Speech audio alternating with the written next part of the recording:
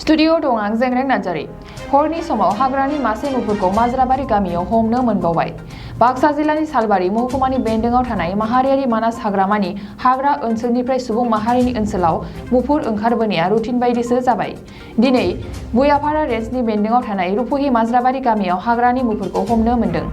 मिथिनो मोननाय बादिब्ला मैया मोनाबिलि समाव सालबारिनि दावराइबारि गामिनि मोनसे नखरनि ओंखाम संग्रा न'आव हाबनानै मुफुरा संनानै दोननाय ओंखाम ओंख्रि आरो दावदैफोरखौ जाना दोननायाव हमनो मोन्दों। मोनाबिलि समावनो गामिनि सुबुंफोरा हाग्रा बिफाननिसिम खौरां हरनायाव हाग्रा बिफाननि हानजाया जाथाय जानाय जायगायाव नुजाथिफैयो आरो टेंकुलाइज खालामना हमनो हायो। बे हमनाय मुफुरखौ मानास हाग्रामानि हाग्राबारि ओनसोलाव उदां खालामना हैगोन होननानैबो बुंथियो आरो मानास माहारियारि हाग्रामानिफ्राय मुफुर ओंखारबोनाया गासै 17टा जाबाय होननानैबो बुंदों। बरपेटा रोडनिफ्राय अनजय बसुमतारीनि खौरां।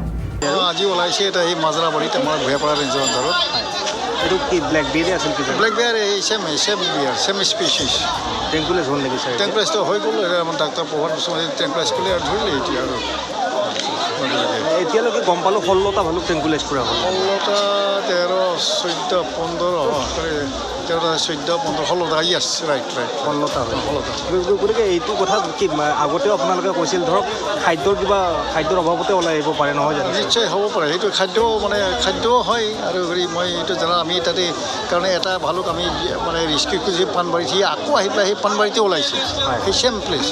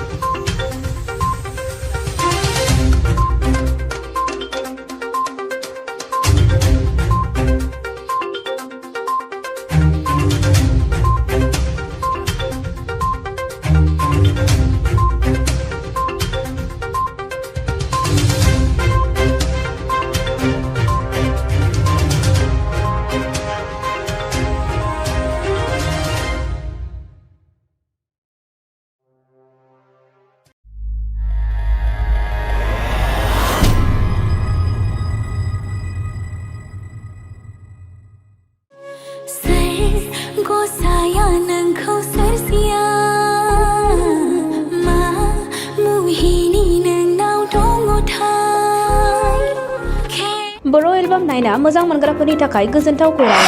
लिरामिनि डिरेक्शनाव आरजि प्रडाक्शननि बानजायनायाव नुनो मोनसिगोन सायख'बाय मुंनि गोदान बर' एलबाम। बे बर' एलबामाव फावखुंगुर महरै हिर'ग्राफा आरो राइबेल बाग्लारि गोदान जाखांफु फावखुंग्रि महरै नुनो मोनगोन निजोरा बर'खौ।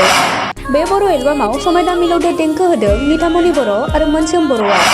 बे मिउजिक भिडिअखौ नायनो थाखाय आरजि प्रडाक्शन इउटुब चेनेलखौ बयबो आंगो खालामना लानो हागोन। मोनसे गोजोनथाव खौरां। गोजोननि नोगोर क'क्राझाराव थानाय बाजार इन्डिया आरो MRM हस्पिटाल साखाथियाव बड'लेण्ड थेरापिस्ट सेन्टाराव थुब्ला ब्रह्मआ गुबुन गुबुन रोखोमनि सानाय सुनाय गोनां सुबुंफोरनि थाखाय फाहामथाय होनाय जायो।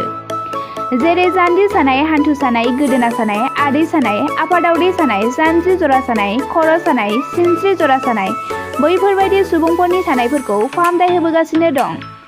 सोरबाफोर बे बेरामाव गोग्लैनाय सुबुंफोरा बे खाबुखौ लानो हागोन।